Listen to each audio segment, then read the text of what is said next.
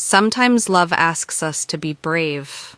This is the story of Emma, who faced fear, silence, and painful truth, but chose self-respect and hope.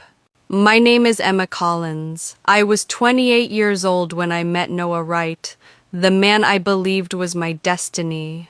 We met on a rainy evening at a bookstore cafe in a town called Maplewood. The cafe smelled of coffee and old books. Soft music played while rain touched the windows. I was reading alone when he asked, "Is that book good?" I looked up and smiled. That was the beginning. Noah was gentle and thoughtful. He spoke slowly and listened deeply. We talked about life, mistakes, and dreams we were afraid to say out loud.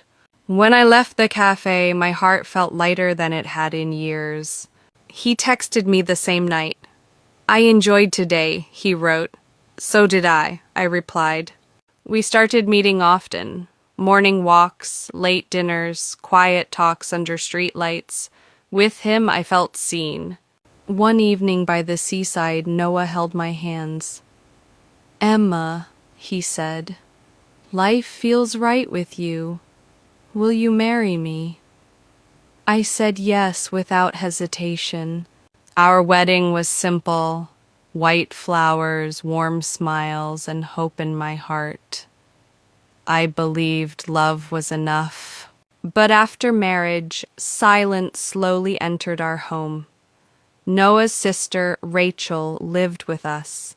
She controlled everything: what we ate, when we slept, how we spent money.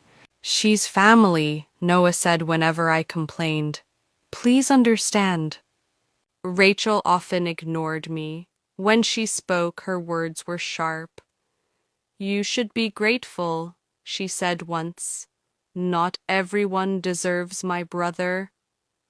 Noah stopped defending me. He came home tired, distant, quiet. I felt invisible. That night, something broke inside me. Weeks passed. Then one morning, I fainted in the kitchen. At the hospital, the doctor smiled. "You're pregnant." I cried, not from happiness, from fear. I told Noah that night. He looked shocked. Rachel laughed. "Are you sure?" she said coldly. The words cut deeper than knives. A few days later, Rachel accused me loudly. "This baby is not his," she said. Noah stayed silent. That silence hurt more than shouting. That night, I packed my bag. But before leaving, I looked at the baby scan in my phone. I placed my hand on my stomach and whispered, "I will protect you." The next morning, I spoke calmly. "Noah," I said, "either you stand with me or I walk away."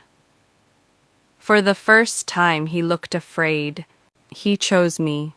Rachel left the house. Peace returned slowly.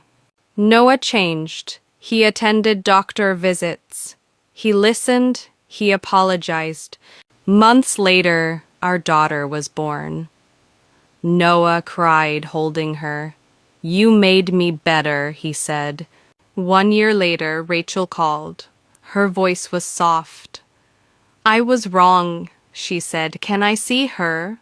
I allowed it. Forgiveness does not mean forgetting. It means choosing peace.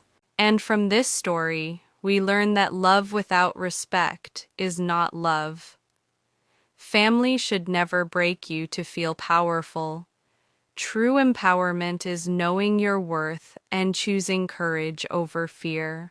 Emma chose herself, and that changed everything. If you liked this story, consider subscribing for more emotional story ratings.